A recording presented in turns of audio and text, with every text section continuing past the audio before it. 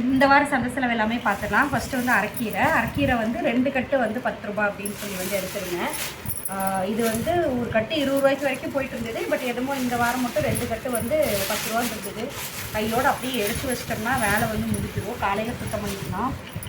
இது வந்து கொத்தமல்லி வந்து ஒரு கட்டு வந்து 10 ரூபா. சிம்பிளாக ஒர்க் முடிக்கிறதுக்காக இப்படி பண்ணிகிட்ருக்கேன். அதுக்கப்புறம் வந்து நம்ம மாற்றிக்குவோம். எங்களை அந்த டப்பா செப்படி ஒரு கவரில் போடுவோம்.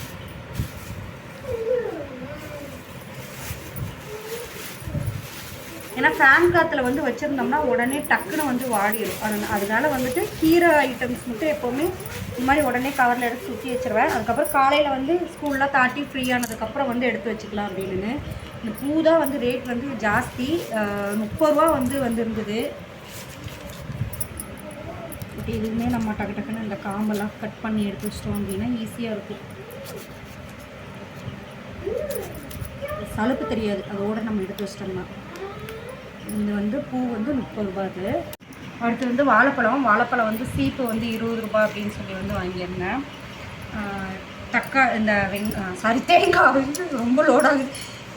தேங்காய் வந்து 4 காய் வந்து 50 ரூபா. தனியாக வந்து 15 ரூபான்னு சொல்லியிருந்தாங்க. ஆனால் அதுலேயே தான் கொடுத்த மாதிரி எனக்கு தெரிஞ்சு. இந்த எல்லாம் இருந்தால் இது ஒவ்வொன்றா கொண்டு போய் வச்சுட்டு வாங்க. அதுக்கப்புறம் வரமிளகா தீர்ந்துருச்சு. ஒரு பேக்கெட் 20 ரூபா அப்படின்னு சொல்லி வந்து வாங்கியிருந்தேன். முள்ளங்கி வந்து 10 ரூபா. காம்பு மட்டும் கிள்ளிட்டு அப்படியே நம்ம வந்து போட்டு வச்சுக்கலாம். தேங்காய் ஒவ்வொன்றா கொண்டு போய் அங்கே வச்சுட்டு வந்துடுறோமோ. முள்ளங்கியும் பூவும் ஒரே கவரில் போட்டுடலாம்.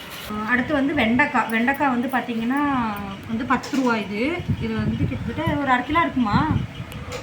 20 ரூபா வந்து கூறு வந்து இருந்தது. ஆனால் இந்த தடவை நான் எடுக்கல. ஏன்னா லாஸ்ட் வீக்கே நம்ம வாங்கி வந்து கொஞ்சம் வேஸ்ட் ஆகிடுச்சு. மிளகாய் வந்து இது 4மே சேர்த்து ஒரு 10 ரூபா தான். சீக்கிரமாக வணக்கிற மாதிரி வாங்கணும். பீட்ரூட் வந்து இது 20 ரூபா. இது எல்லாமே சேர்ந்து வந்து 20 ரூபா.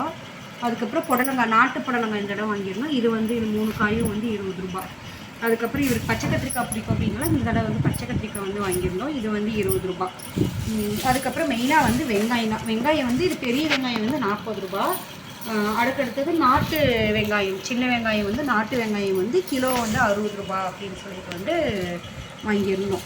அதுக்கப்புறம் மெயினாக போன வாரம் வந்து இவனை வந்து சந்தை முழுவதும் நம்ம தேடி கண்டுபிடிச்சி வாங்கினோம். இந்த தடவை கொஞ்சம் விலை வந்து பாதியை வந்து குறைஞ்சிருக்கா. 25 ரூபா அப்படின்னு சொல்லி வந்து இந்த தக்காளி வந்து வாங்கினேன். ரேட்டு வந்து குறைஞ்சிருக்கான். பரவாயில்ல இந்த தடவை. இவ்வளோதான் இந்த வாரம் வந்து நம்ம வாங்குது. இதுக்கே வந்து கிட்டத்தட்ட இந்த ஸ்நாக்ஸ் வந்து சந்தை ஸ்நாக்ஸ் வந்து நம்ம கொஞ்சம் வாங்கியிருக்கோம். அவன் பண்ணு தூக்கிட்டு போயிட்டான்னு நினைக்கிறேன். பண்ணு பலகாரமும் வாங்கியிருந்தோம், எடுத்துகிட்டு போயிருக்கோங்க. ஸோ சந்தை செலவு ஸ்நாக்ஸு ஃப்ரூட்ஸுக்கு வந்து இது 2 தான். வெஜிடபிள்ஸு இது எல்லாமே சேர்த்து வாங்கினது இதுதான். ஒரு 700 ரூபா வந்துருக்குமாப்பா. 500 ரூபா ரேஞ்சுக்குள்ளே வந்து இவ்வளவும் நம்ம வந்து கவர் பண்ணியிருக்கோம். நம்ம ஒதுக்குற அமௌண்ட்டுக்கும் இது 2 வாரம் 3 வாரத்துலேயே முடிஞ்சிடும் போல்.